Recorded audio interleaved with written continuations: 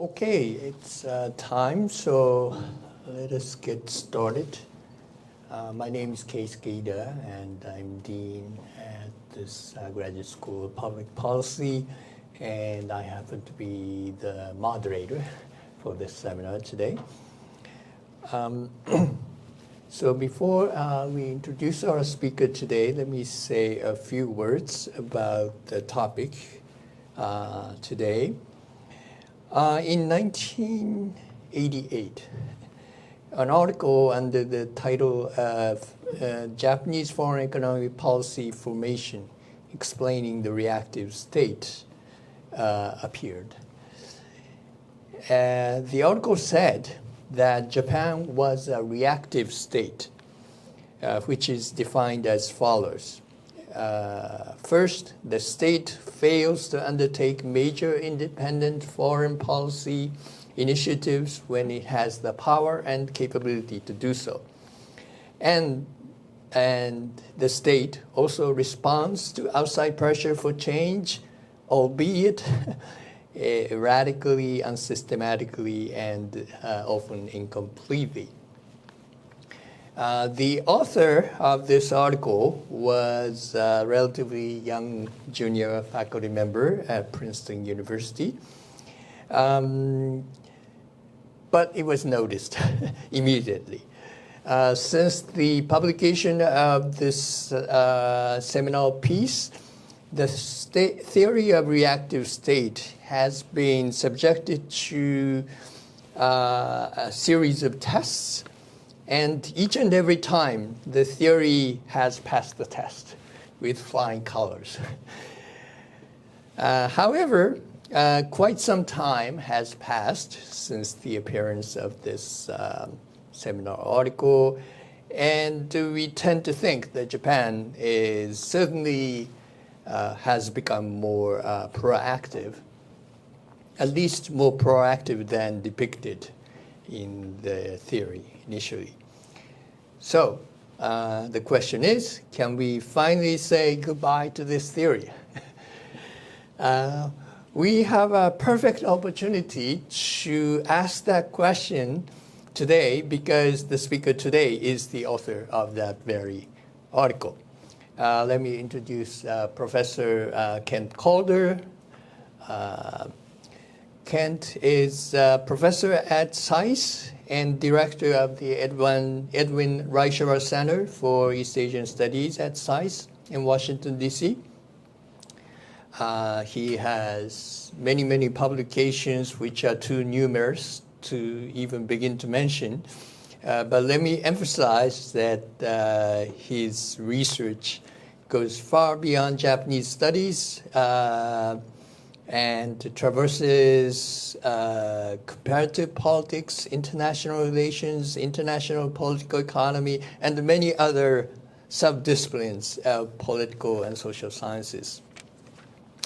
So we are particularly privileged to hear what he has to say about this theory and how he interprets contemporary Japan. So please welcome Professor Kent Calder. Thank you very much, Keisuke. It's a pleasure and an honor to be here. Having studied here many years ago, most of the buildings that you're in now, of course, are new and not the ones that I was in. But no doubt I was here before most of the people here in this audience were born, although not Keisuke, I suppose. There are a few of you. But it's a real pleasure to be back.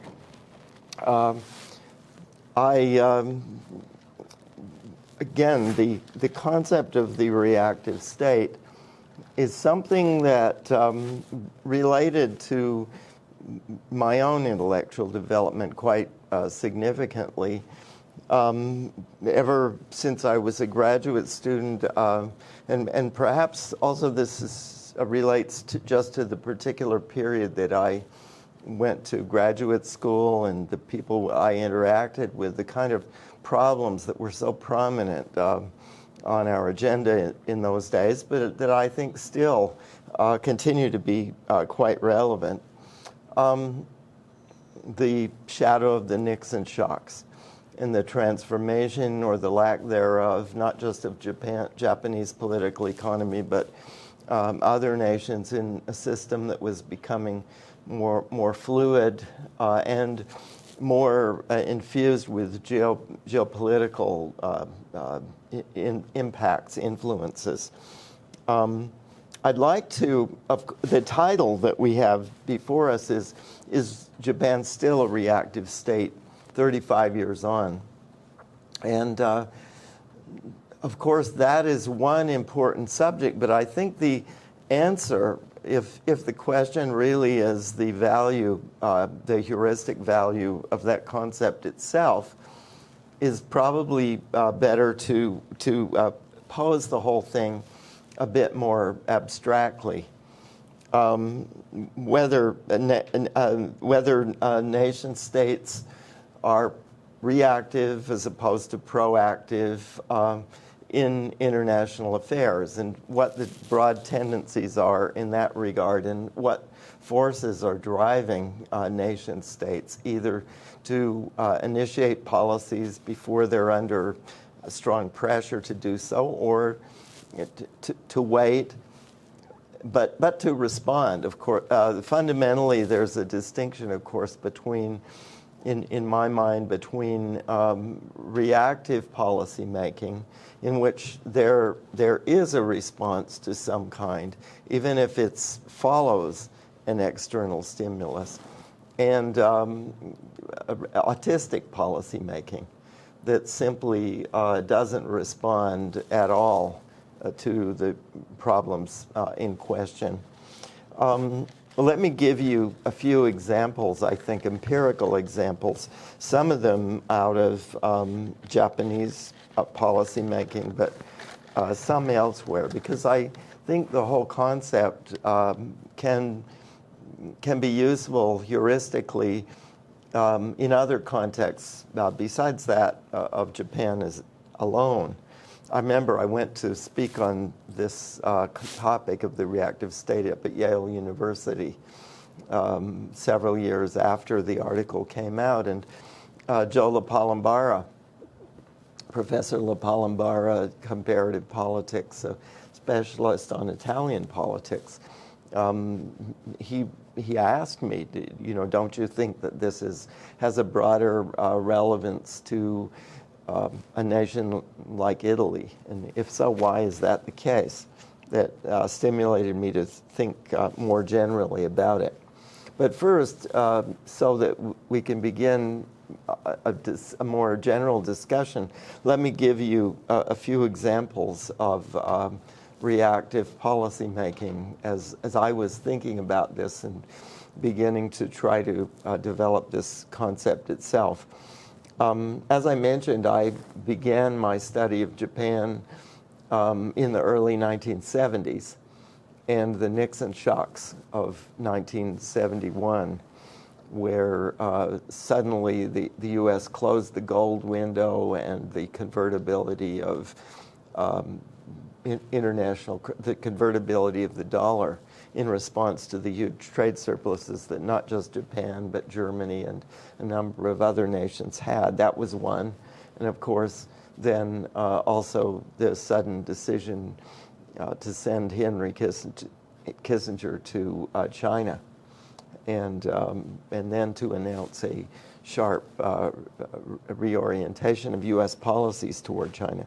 That was one example.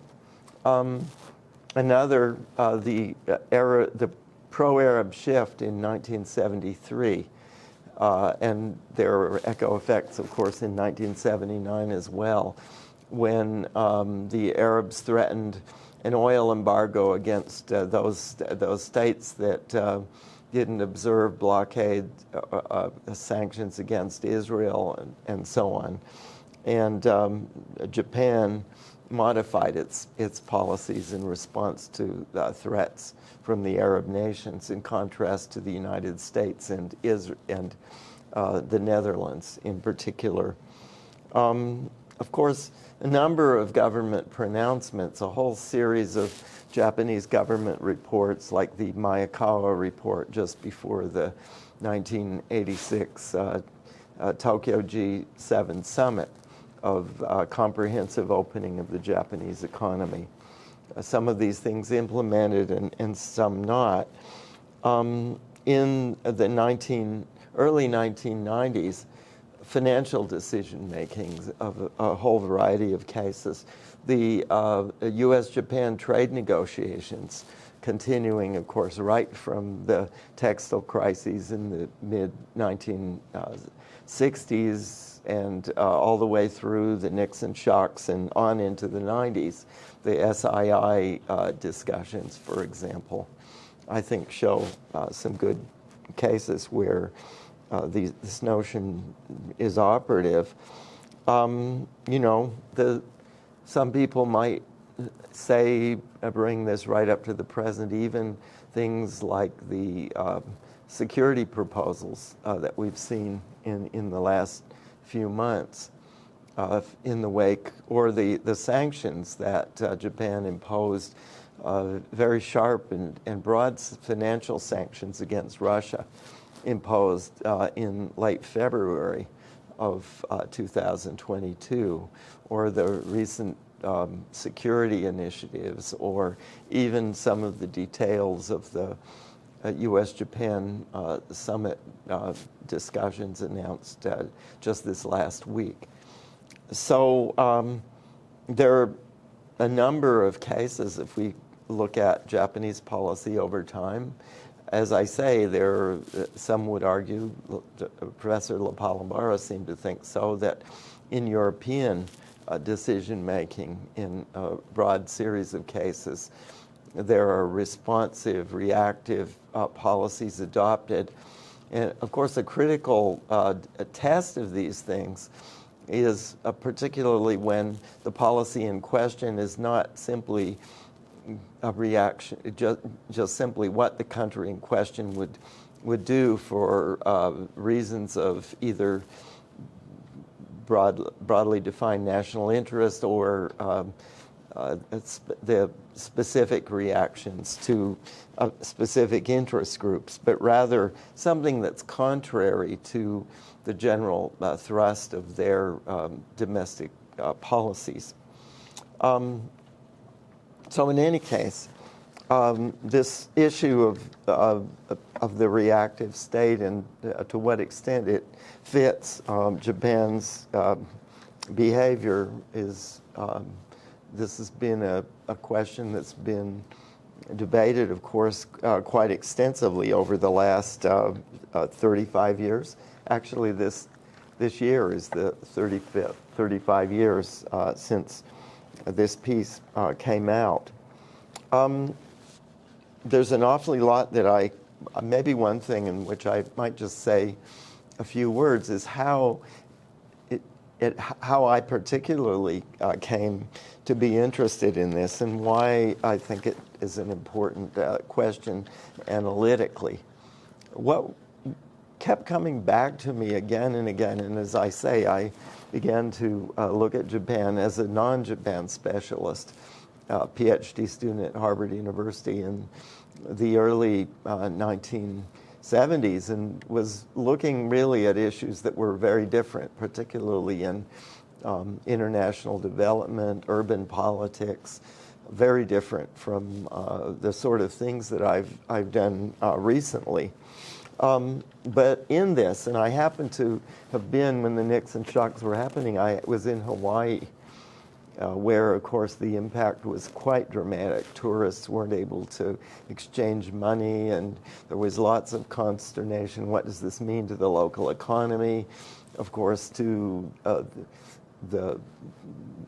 it's a major area of American military bases and so on. What does this mean for the evolution of trans-Pacific relations as relationships with Japan are beginning to deteriorate?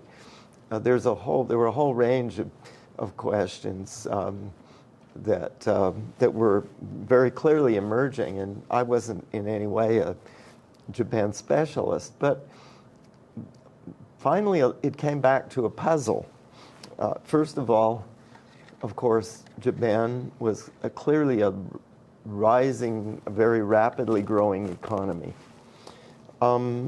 Secondly, many of the U.S. actions that the United States was taking toward Japan in the Nixon years, the Nixon shocks themselves were clear cases in point, appeared to be contrary to almost any definition that one could easily find of Japanese interest.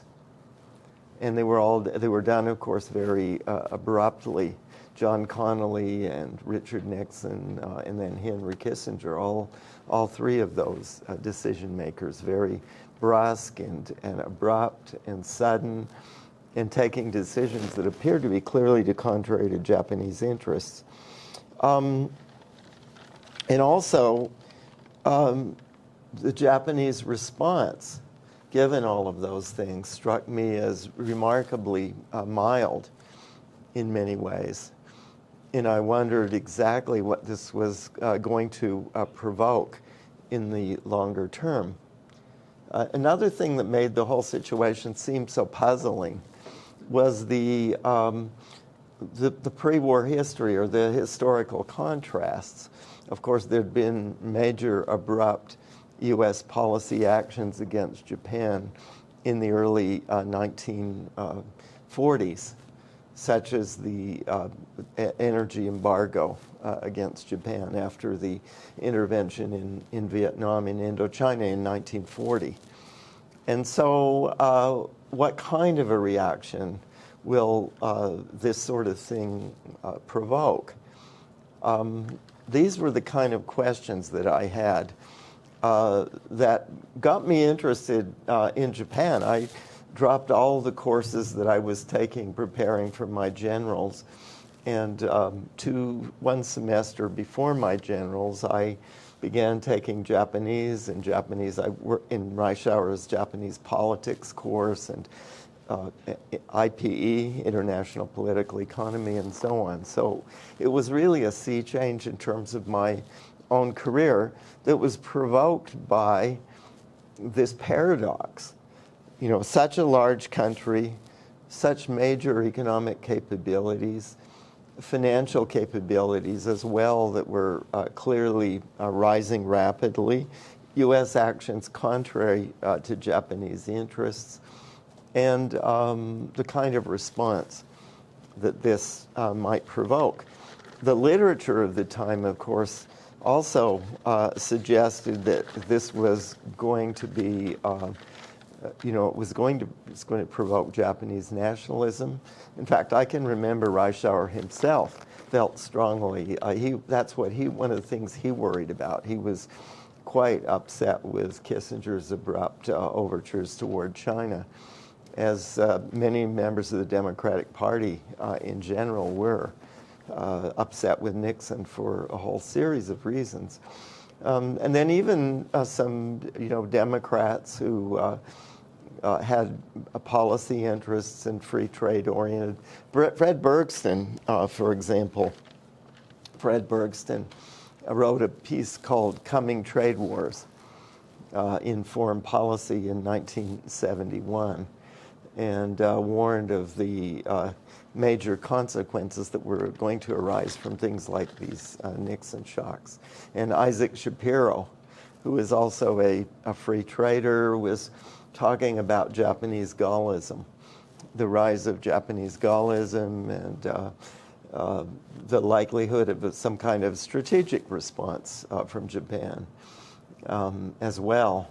And of course, this is the period of some fiery, dramatic suicides and so on as well. So a period of considerable turbulence in the early 1970s in Japan. Well, of course, from the hindsight of history, we know that those things didn't happen. And we know that actually, in many ways, the U.S.-Japan relationship became significantly closer. And rather than a sharply Gaullist response, cooperation across the Pacific actually began to to deepen in many ways. And there are periods when people, the Reagan administration, for example, deflected the dangers that it saw in the evolution of the relationship with a very open trade policy and pushing back the Hudai petition, for example, pushing back against protectionist measures. But then there are also a number of abrupt steps that were taken, and I think in the financial area we can see many of these across the Clinton years. For example, the 1997 financial crisis, there were tense relations from time to time between Japan and the United States. There were proposals for the creation of new financial institutions. The United States, the Clinton administration pushed back against those.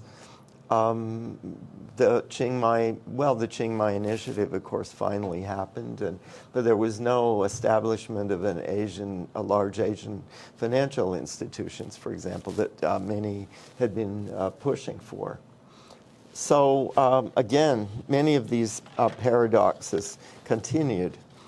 In a way, I'm getting ahead of my story because I wrote this article about Japan as a reactive state in the fall of 1987. And those things, for example, the response in 1997 to the financial crisis, the developments of the 1990s, the Gulf War. Of course, another very dramatic development in 1990-91 was the huge $13 billion contribution that Japan made in connection with the Gulf War in response to the United States. These various policies, not proactive, but reactive in some interesting and some very important ways. So that sort of is the intellectual evolution that it was this puzzle, as I say, this enduring puzzle about the Japanese policymaking that drew me to this problem. And what was the explanation?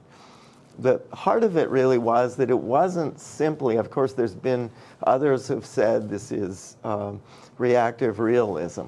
Mike Green, for example, has argued that point frequently.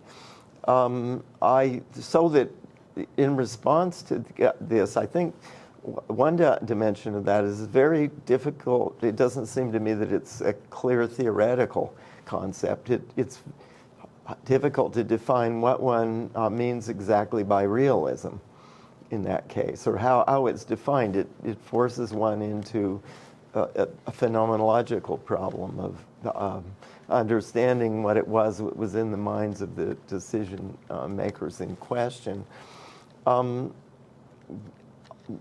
Also, and how does one define realism?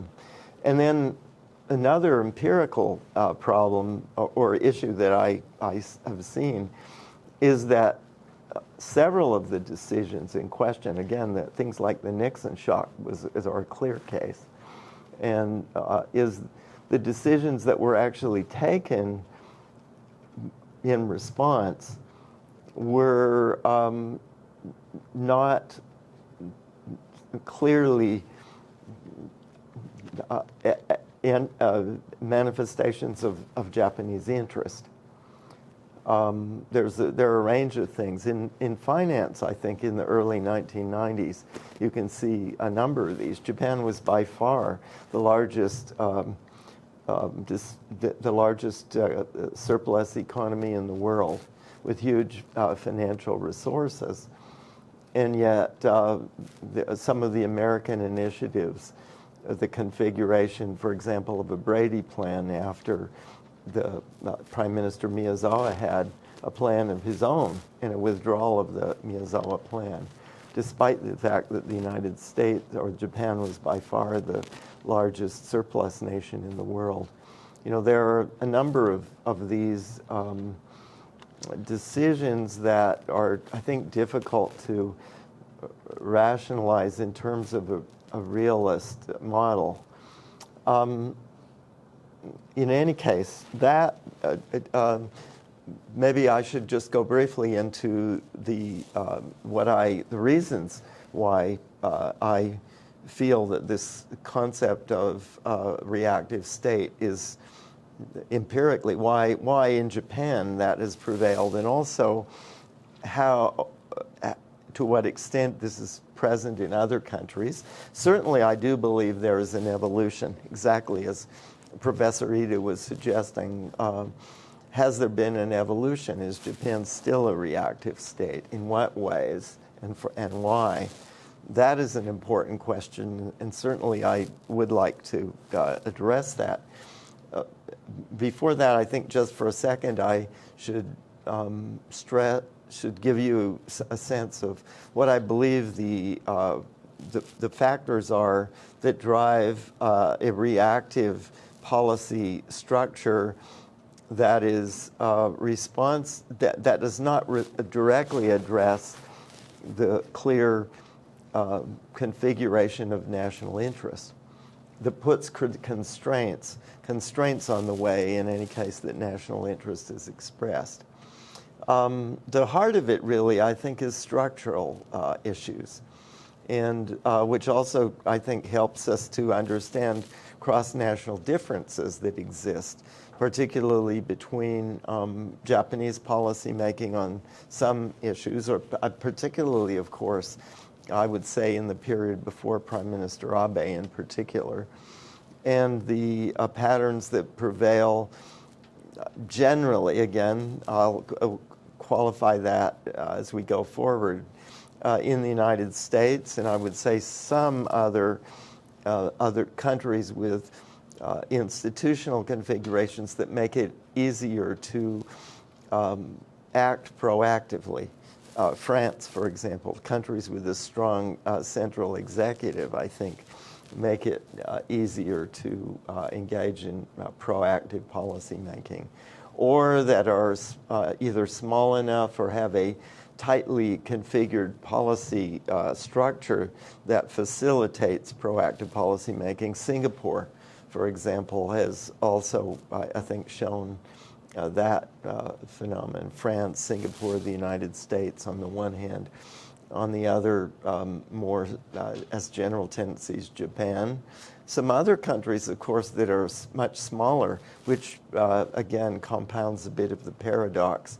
Norway, say, Norway's been very astute on humanitarian policy making, but it also has followed a rather reactive pattern, somewhat similar to Japan on many issues. Austria is another country whose policy making has frequently been quite reactive.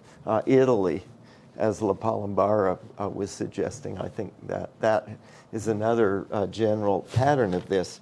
So institutions, central executive is a part of this. The prime ministerial system as opposed to a presidential system. The nature of the ruling party.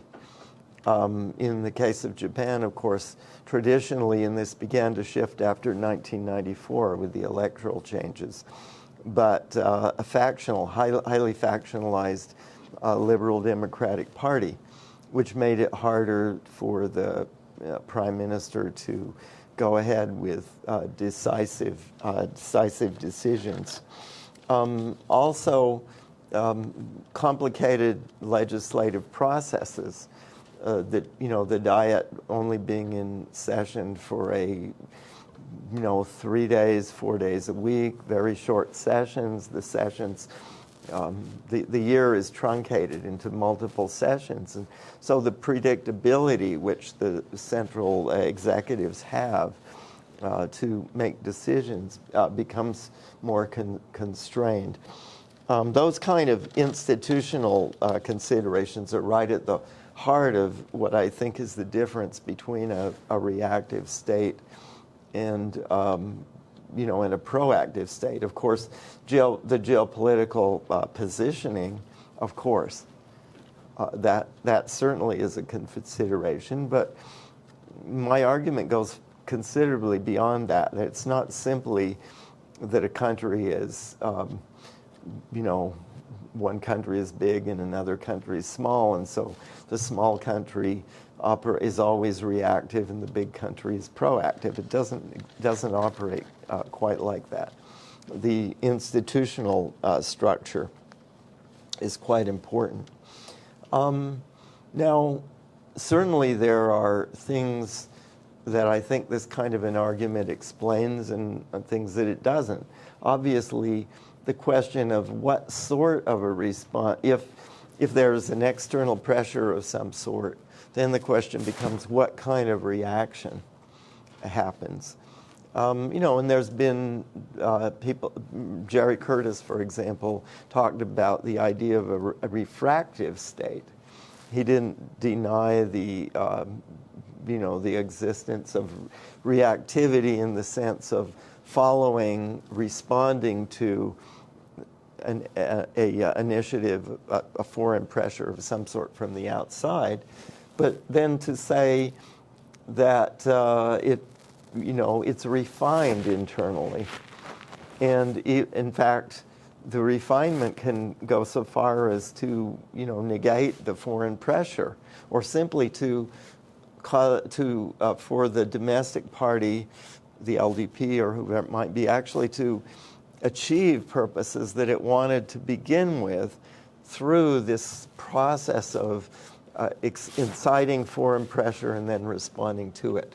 In other words, the whole process is something that goes far beyond simply the external pressure and then the internal response. Now, how do I respond to all of these, and what do I think what's been happening in the years since in terms of Japanese policymaking and tendencies within the broader international system? First of all, I do think it's certainly the case that Japan's capability of moving beyond sort of reactive responses on broad international questions has certainly risen greatly. Partly, of course, the formidable expertise of officials themselves and their cosmopolitanism. Certainly, we know many cases of that. I'm sure many of you know yourselves. I think there's certainly been a learning curve. The Nixon shocks themselves came at a time when Japan was just emerging into the international system.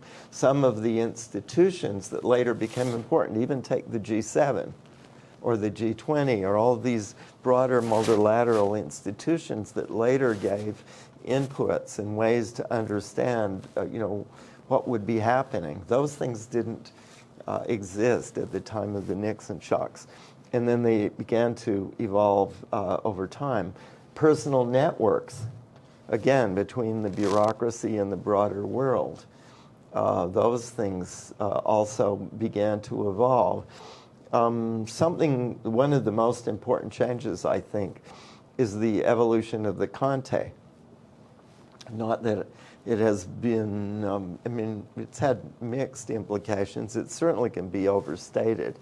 And it's to some extent also dependent on personalities and on the duration of time that leaders are in office.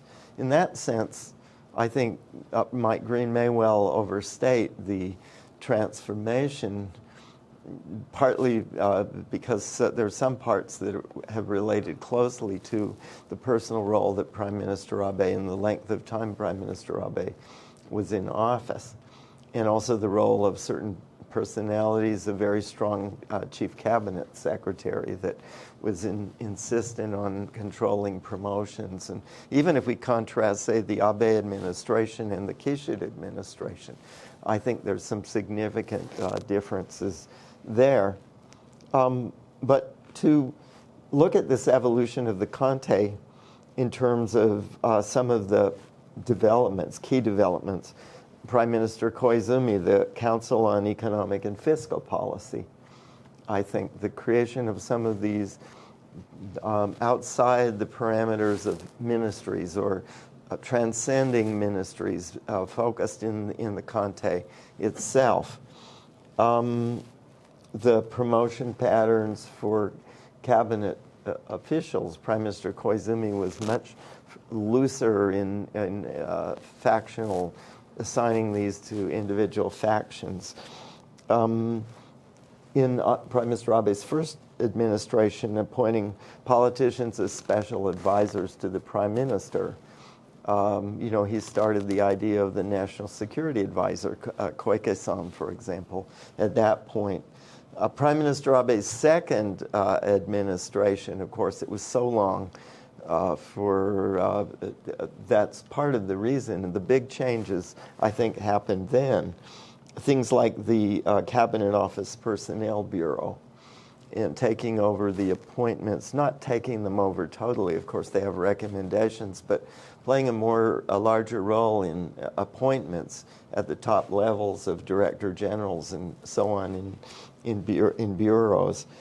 Of course, Chief Cabinet Secretary Suga used that sort of thing very actively.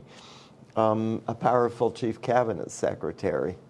Some of this started with Prime Minister Koizumi and Fukuda Yasuo's role there, but then also under Prime Minister Abe, of course, some strong Chief Cabinet Secretaries, expanding the office of the Deputy Chief Cabinet Secretaries, some appointing very prominent former bureaucrats like Yachi Shotaro, for example, as advisors.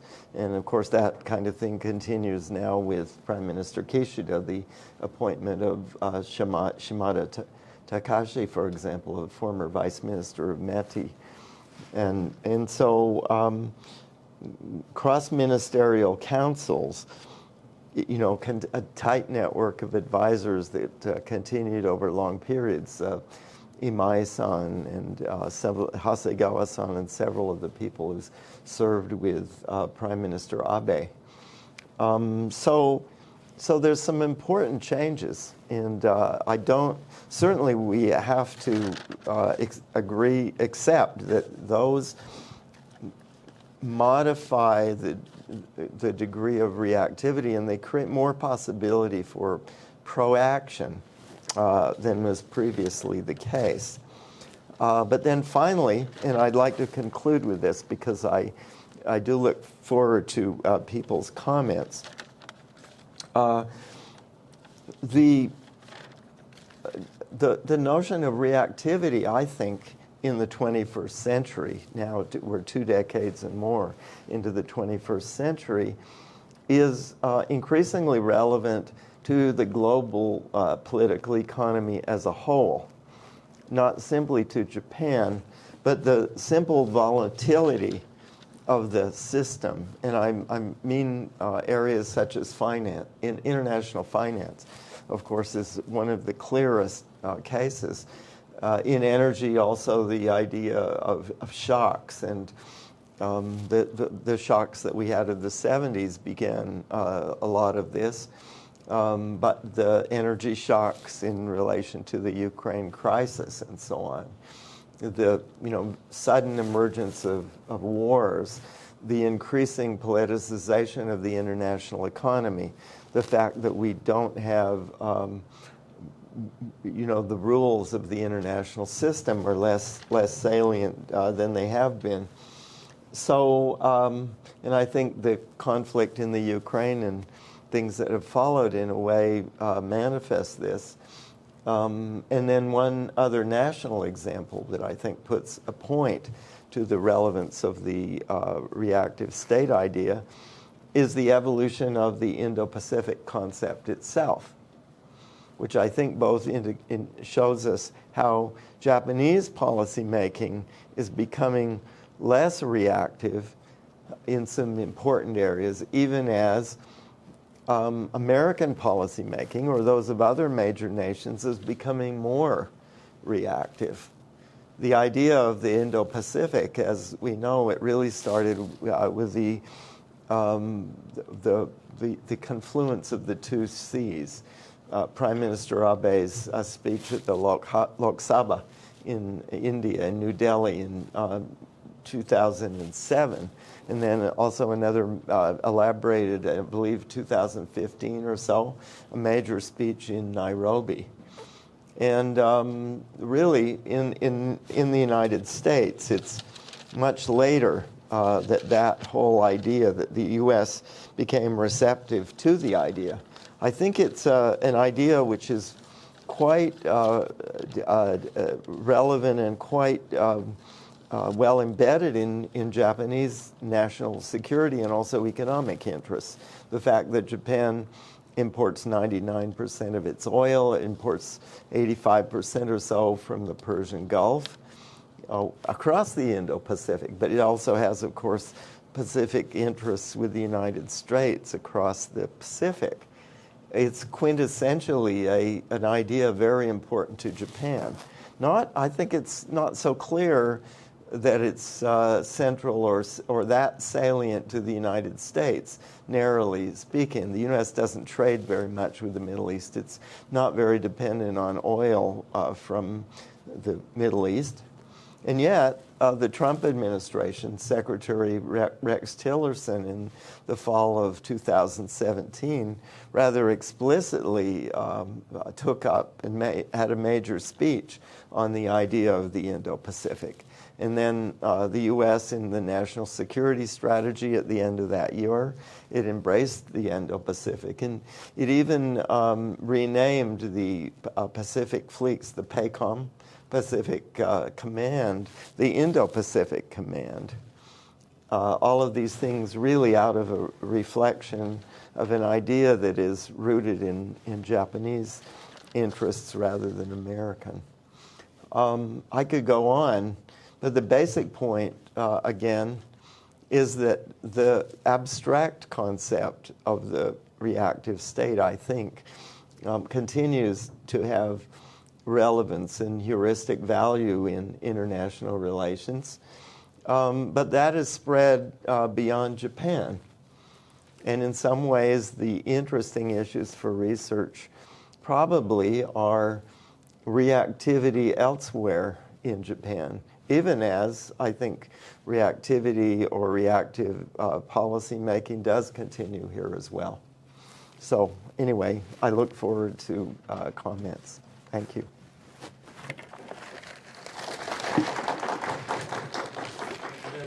I'm sorry that every good thing has to come to an end, but we all learn a lot. I mean, we continue to learn a lot from Kent over the years, but today also we learned a lot. So please thank Professor Calder. Please give him a big hand. Thank you. Thank you.